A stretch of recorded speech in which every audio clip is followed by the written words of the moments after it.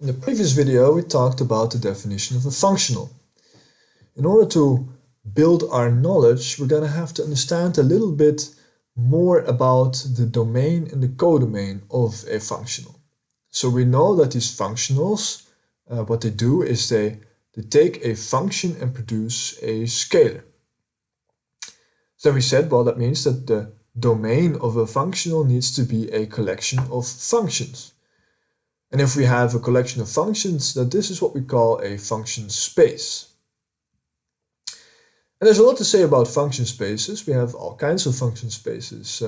Maybe you're familiar with the terms of a Lebesgue space, an L2 space, or a Sobolev space, H1. Those are examples of particular choices or particular cases of function spaces. Now there's many more terms involved in the definition of sets that are relevant to this topic. Banach spaces, Hilbert spaces, those might also be terms that you're familiar with.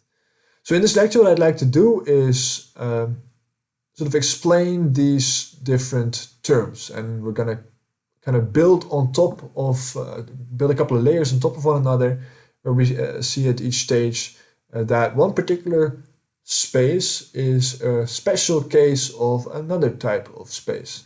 And I hope that with that structure, things become a little bit more clear. Now the first thing I'm going to have to do is actually confuse you a little bit, because so what I'm saying right here is concerning function spaces, but the first name that I'll explain for a type of set is going to be that of a vector space. So the first thing that we're going to talk about is a vector space.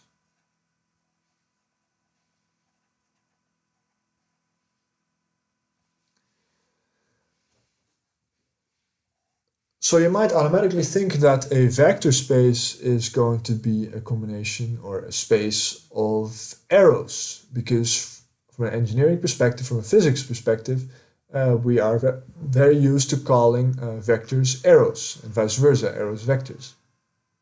Now from a mathematical perspective, however, we tend to be a bit more general in our definition of vectors. And in fact, we'll see that also function spaces are called specific function spaces are vector spaces, and that functions also by this funny definition are vectors. So it's going to be a bit of a more of an overarching framework, where we're kind of releasing some ideas, some previous notions that we might have of what we expect vectors to be. So that's going to be a bit tricky to let go of the notion of a vector simply being an arrow. We'll see that it can be much more than that.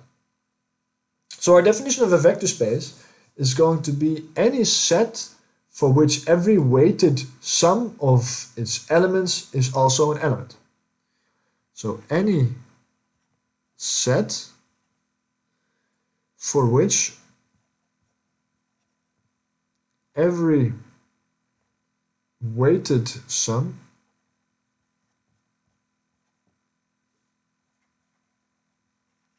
of elements is also an element. So let's write it down explicitly. That means that A times U plus B times V is going to be in our set X, our vector space, for all choices of U and V in X, and for all choices A and B as multiplicative scalars. Yeah, any weighted sum of elements, any combination of U and V, both in X, weighted by arbitrary values, is also going to be in X. Now, this has a lot to do with the definition of linearity that we saw in the previous video. In the previous video, we talked about the linearity of a function, and we saw that two things that were not linear, which might have been slightly counterintuitive, were functions for which their domain and codomain did not satisfy a property like this. Yeah, so for a function and a functional to have the notion of linearity, we require their domain and codomain to be a vector space. And that only means that it has to satisfy this requirement. So it says nothing about them being arrows, whatever collection we have. No, it purely says something. It's a pure mathematical statement as the one that we wrote down here. Now, clearly, we're using the terminology vector here, so there must be a reason for that. Well, that's historically that because the first thing that people were thinking about, geometry, fits within this definition very cleanly. So R3, which is the space of all three-dimensional vectors. So this is the set of numbers A, B, and C, such that A, B, and C are all real numbers.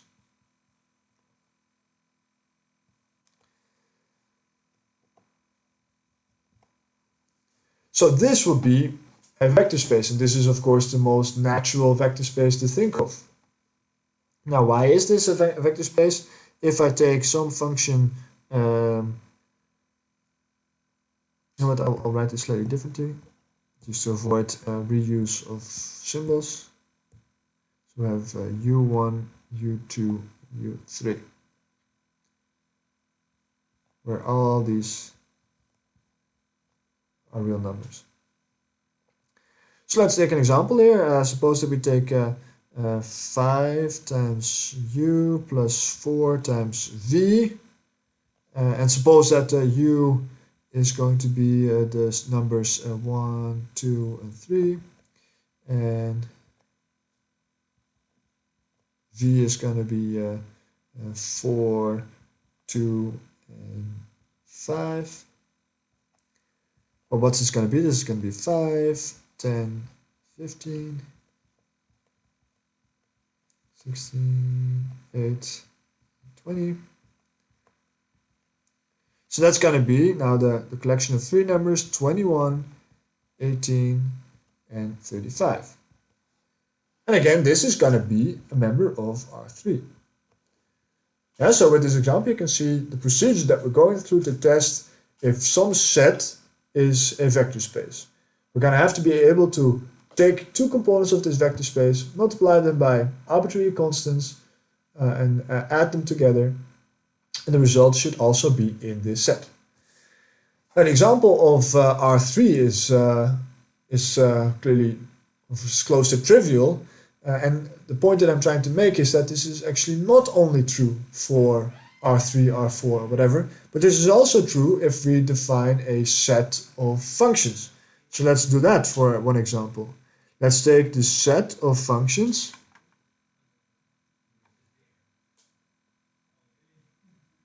So let's define x to be the set of functions, and a function is now a mapping from R to R in such a way that if I take a component in R and I do the operation A times that component, for each choice of A being a real number, then this is now a collection of functions.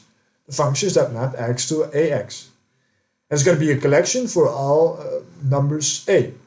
So is this, by our previous definition of a vector space, a vector space? And this is, I suppose, what I want to point out with that it might be a bit unfamiliar. So also things that seem to have nothing to do with vectors are going to be vectors per this definition. So let's take an example. Suppose that we take f of x, one of the elements in x, to be 5 times small x, which is clearly in that set, and g of x to be 3,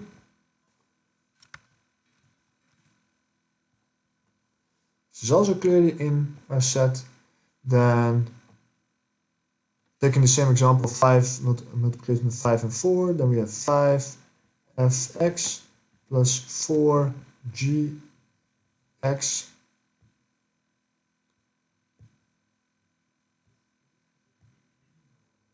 not allowed to use money. Okay. And that's going to be equal to, well, 25x plus 12x is 37x X, yeah, clearly that's going to be a member of that space again. So by this definition of a vector space, this example is a vector space. Okay, so that might be slightly counterintuitive that we're reusing the word vector to mean something else right now. Let me actually talk a little bit about that. So our notion of a vector from engineering and physics to mean an arrow is somewhat restrictive. And all we really mean by that is that it is a member of a space that behaves like this. So by using that core definition rather than that intuitive notion of an arrow, we can actually build an algebra that is much broader than the linear algebra that focuses around concepts like R3, R4, etc. And we can reuse a lot of the theory from linear algebra, but extend it a little bit. And this is why something like an eigenvalue problem shows up not only in linear algebra, but also in differential equations, differential operators. Even though these might seem like completely separate branches of mathematics, if we define a vector space purely in this general sense, then we find that a lot of the theory applies to much more than simply the arrows that we are familiar with in physics. Yeah, so in fact, if you would ask a mathematician what his definition of a vector would be, then he would probably not say that's going to be an arrow representing a couple of numbers, or not a couple of numbers representing an arrow.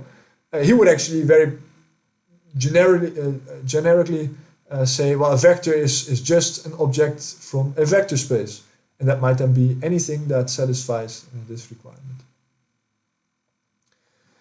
Okay, moving on. So we're not interested in any type of vector space. We're interested in particular types of vector spaces. And the first layer on top of a vector space that I'd like to define is going to be that of a Banach space.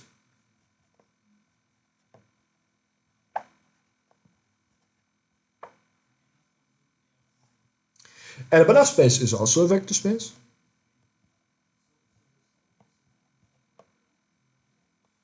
But it's not going to be any type of vector space. It's going to be a vector space with a norm associated to it, which measures magnitude of its components. So this is a vector space with a norm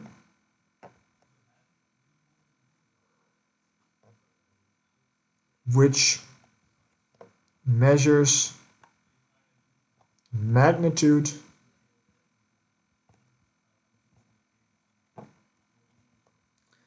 of its elements.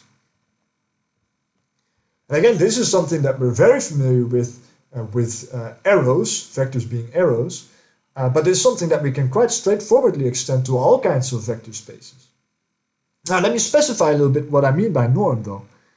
So what is a norm in this sense? Well, we're going to use the symbol of a double bar with some entry fed into this, and then we have to indicate to which space this norm corresponds. And we're going to do that with a subscript, so I'll again use my general symbol x here. Now, what kind of operation is this? This is an operation that takes some element from the space x and maps it to the domain 0 to infinite. Yeah, so it's going to take one of our elements from x and it's going to produce a positive value or a 0 value.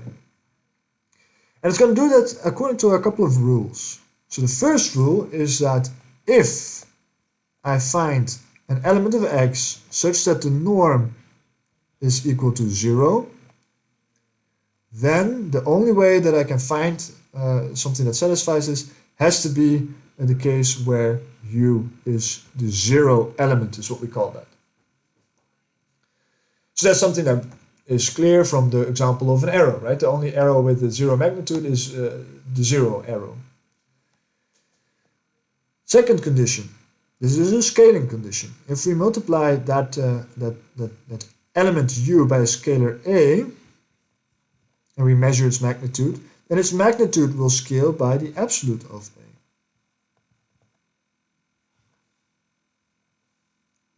A. Again, very intuitive thinking of arrows. If we scale an arrow by either a positive or a negative value, then the magnitude of that arrow will scale by the absolute value of our scaling factor. And lastly, this is going to be an inequality. If I add two elements together and I take their magnitude, then that's going to be smaller than or equal to the magnitude of either one of these components. And this is called the triangle inequality.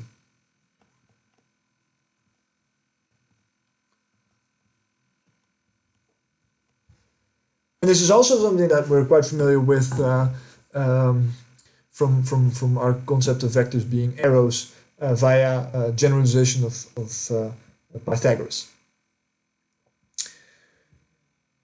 So if we think of a vector space to be a space of arrows, then this makes a lot of sense. But we said we don't want to think of vector spaces exclusively as collection of arrows. We also want to take collections of functions and call those vector spaces. So how would we go about doing something like that for a Banach space? Well, let's take one example of a collection of functions that we're actually going to see quite regularly.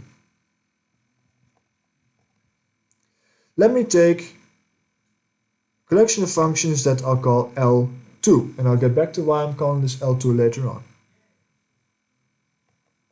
And let me define this collection of functions to be the set of all functions on this domain omega, which satisfy the requirement that if I square the function, integrate it over my domain, and take the square root, then that is going to be smaller than infinite. So that's going to be well defined. So for this space, well, let's start off with the question, is this a vector space? I can take two functions in this space, u and v. If I add them together, I can square that, and I can actually prove quite easily that if u and v are both in L2, then their sum is also going to satisfy this requirement. So yes, this is a vector space per that definition. Is this then also a Banach space? Well, in order for this to be a Banach space, I have to define a norm. So the norm that we define for L2 is called the L2 norm. And that's going to be this operation. So the norm in L2 of u is going to be equal to the square of my function and the square root thereof after I've integrated over my domain. So this is the way that we define magnitude of a function in L2. And you can test for yourself, it will satisfy all these requirements of a norm. So does it make sense to call this a magnitude? Well, I think for function spaces, the interesting part of calling something a magnitude is if we're interested in a difference between two functions. And then you would take the magnitude of the difference. And this is very relevant to define errors, right? So you would have the true solution and your approximation. You take the difference and you would want to know the magnitude of your error. So you could use then the L2 norm to measure the magnitude of your error. So in that sense, it is actually quite an intuitive way or an intuitive notion to define a magnitude of a function. So now we see that we have collections of functions that satisfy this funny definition of being a vector space per that new notion of what a vector might mean. And in particular cases, these are not just vector spaces, but they might also be Banach spaces in the sense that we have something to measure their magnitude. Okay, let's move on. Let's move on to a new, more specific definition of space, and this would be a Hilbert space.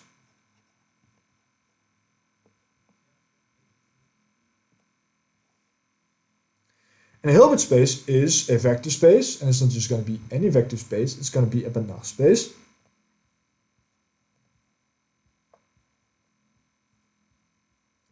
So it's a vector space with a measure of magnitude. And it's not just going to be any Banach space, it's going to be a Banach space with an inner product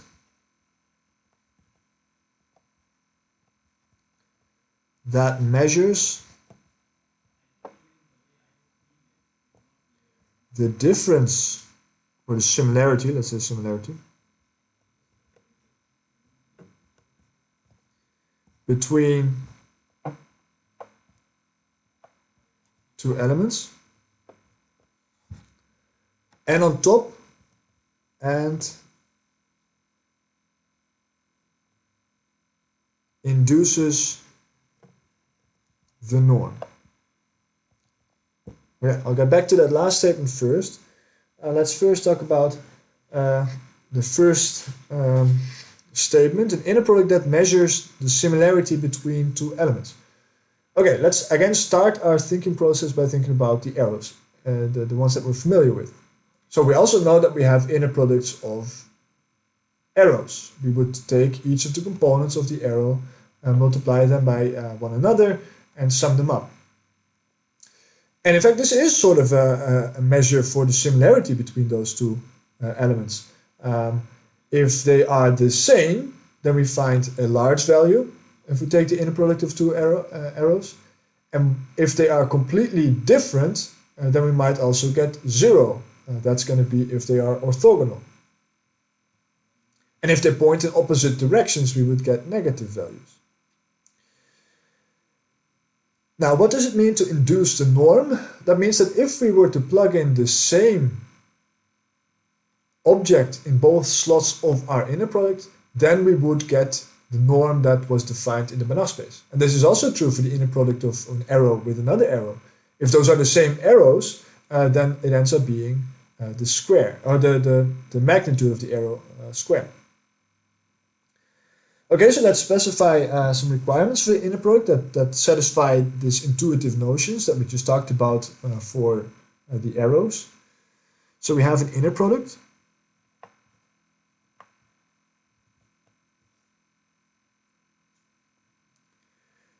We're going to use the symbol with the open brace where we allow for two different inputs.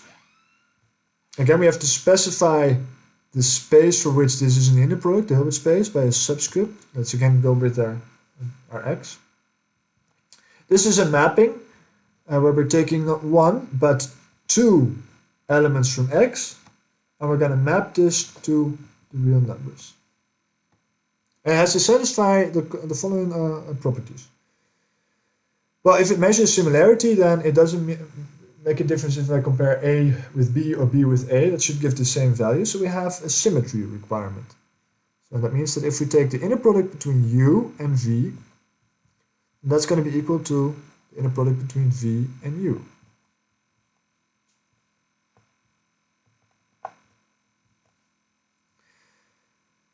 It's going to be a linear operator, meaning that if I take AU plus B and I measure its similarity with W, and that's going to be equal to AUW plus VW. And then actually VW. There we go. So this is linearity.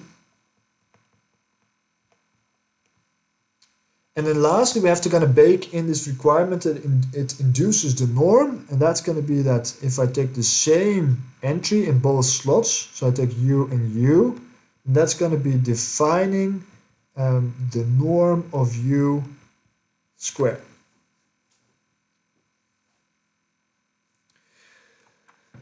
Okay, so this makes a lot of sense for these arrows, and all these requirements are satisfied for the inner products that we know from linear algebra. From arrows in linear algebra, or R3 or R4 or whatever.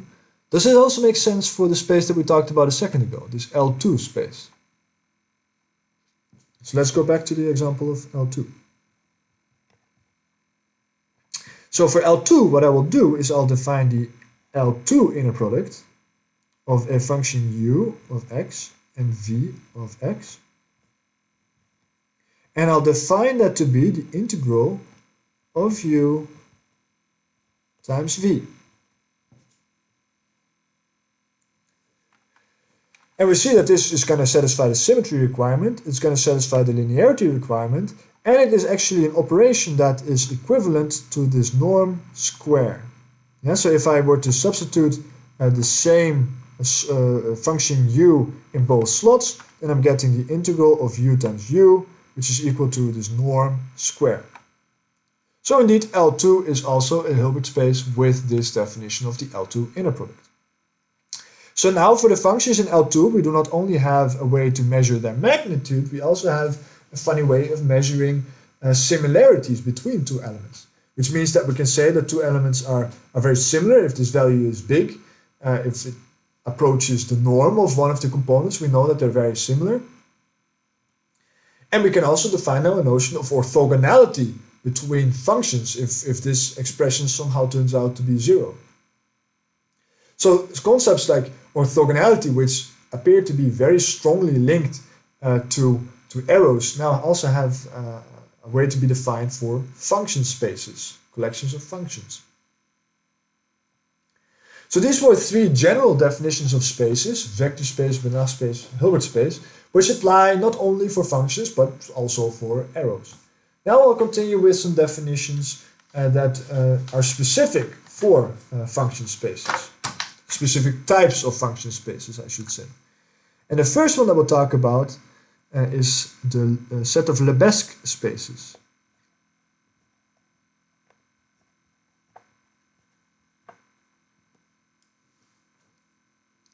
And Lebesgue spaces are vector spaces of functions.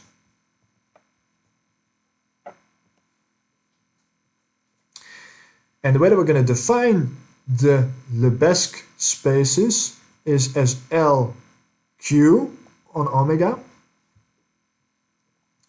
which is going to be equal to the set of all functions ux such that the integral over omega of ux to the power of q and then the qth square root, that is going to be well defined. It's not going to be infinite. So clearly the example that we looked at before, L2, is one particular example of a Lebesgue space, the Lebesgue space where q is equal to 2. So I'm saying here this is a vector space, and we can prove that in the same way as what I sketched for L2. If you would take two components in LQ, you would add them together, you would perform this operation, then you could prove that if both of these individually satisfy this property, then their sum is also going to satisfy this property. So then we have some remaining questions, namely, are these Banach spaces?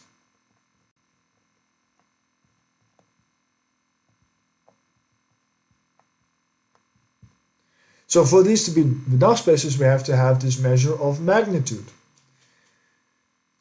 And we can conceive of a measure of magnitude that is quite straightforward from this definition.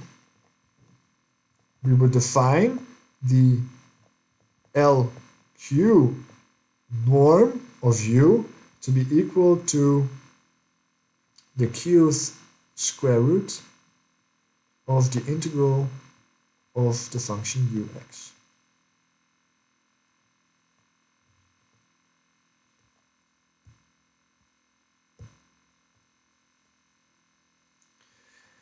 Okay, good. So Lebesgue spaces are Banach spaces.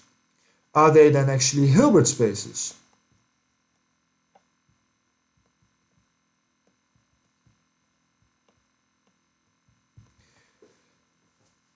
And in general, these are actually not Hilbert spaces.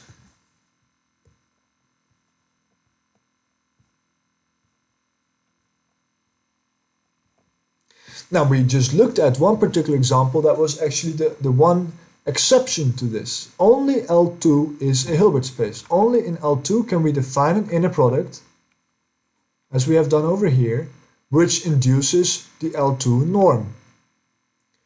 For L3, we cannot come up with an expression that looks like this, which is also symmetric and specifically linear, that also induces now the third, the L3 norm. So the only exception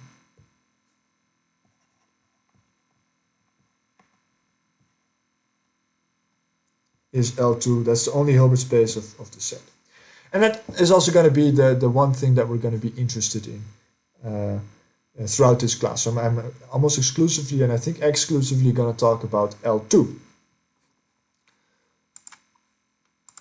Okay, then I want to introduce one more set of functions, one more function space, and these are going to be the Sobolev spaces. Sobolev spaces. And these are going to be special classes of Lebesgue spaces. These are going to be Lebesgue spaces with existence requirements on derivatives. So again, I'll write down the definition of the Sobolev spaces and we'll talk about it. So typically we write these as W, and then we're going to have two superscripts, Q, and I believe typically we use S also here. So these are going to be sets, again, sets of functions, they're function spaces, where, well, there are Lebesgue spaces. So for sure I know that UQ is going to be in this Lebesgue space, and then specifically LQ. But there are going to be additional requirements here, so we have this colon, such that, and then we have existence requirements on derivatives. And I'll write this down first, and then we can talk about it. So the existence requirements are going to be that the integral over omega of partial u divided by partial x partial x2 to the power q, qth root, that is going to be smaller than infinite. It has to be true for all alphas such that alpha sum is going to be equal to S. So alpha is here a multi-index. It's going to be a collection of integers. So what this essentially says is that I'm able to take any combination of partial differential equations in any of my spatial directions, as long as the total here is going to be equal to, I think, smaller than or equal to S, the number that I have here in my space definition. And if all my derivatives up to that point are q power q integrable to give a real number, so not an infinite value, and then we have the right existence requirements, and that's what we call then the WQS Sobolev space. So these are essentially slightly tighter spaces than the LQ spaces. These are the LQ spaces, the Lebesgue Q spaces, with additional requirements on their derivatives. And since we're going to be talking about partial differential equations and partial differential operators, these are actually going to be the spaces that are going to be of prime interest to us. Now let's try to answer again the questions of whether these are Banach and Hilbert. Okay, so they are Banach, according to the same argument that also the LP spaces were Banach. So the more interesting question is going to be again the one of the Hilbert space. Is this a Hilbert space? Or are these Hilbert spaces?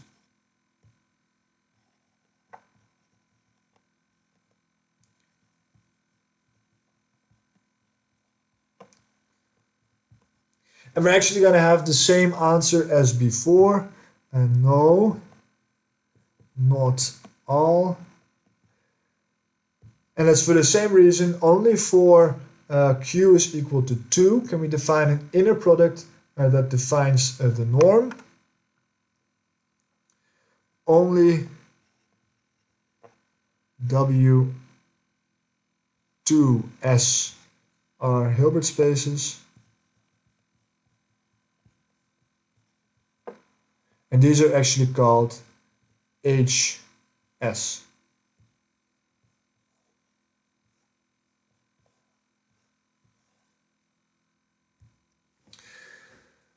So let me specify some things here with a particular example of H1 on 1D. Then I'll give you the definition, so then this simplifies a little bit. I'll also give you the norm and the inner product. And then I think I'll leave it at that. So taking omega as equal to be the domain from 0 to 1. So it's a one-dimensional domain. And then we're going to define H1 on omega to be the set of functions u in L2 omega, such that, and now we have this complex definition of the existence of our differential operators. We're going to simplify a little bit. It's going to be that I have to be able to take the integral of the derivative with respect to x of u. I have to square that and I take the square root. And that has to exist. Yeah, so if we either increase the superscript on H to be 2 or 3 or 4, then this definition is going to be more complex. We're going to have more partial differentials that have to be defined. And also if my domain becomes 2-dimensional, 3-dimensional, 4-dimensional, whatever, then we also get more partials that we need to consider to find out if they exist, to be able to put these functions in this collection of functions, this function space. So H1 is going to be the one that we'll almost exclusively focus on throughout most of the lectures, with maybe the exception of H2 every now and then, where we have some more regularity requirements, is what we call these. So then this is the definition of the space. It is a Banach space with the following norm. If I square, and then typically we write these definitions of norms now with squares, that I first take the L2 the L2 norm of u square plus the L2 norm of the first derivative of u. That's going to be our definition of the norm, which defines the magnitude of any component in H1. And then the definition of the inner product in H1 is going to be that if we take u and v, we take the H1 inner product, and that's going to be equal to the integral of u times v plus d dx of u d dx of v. And if you go back to the definitions of norms, inner products, then you'll find that all of these are satisfying all of the requirements for norms and inner products. And also that this inner product induces this norm if we feed it the same function twice. Okay, I think that's what I wanted to discuss for this lecture. Functional analysis is going to be the analysis of the functionals that we saw in the previous video. This concerns to a large extent if certain mappings, if the operation of a functional moving something from a function space to the real numbers, if that is going to be an invertible mapping. That's stuff that we'll talk about later. In order to understand these concepts, we required some additional insight in the domains of functionals, and these are these sets of functions, these function spaces. And by having given you this list of different definitions that you might have come across already before, I hope that you have a bit of more of a structured insight in how these function spaces relate. Okay, thank you for your attention.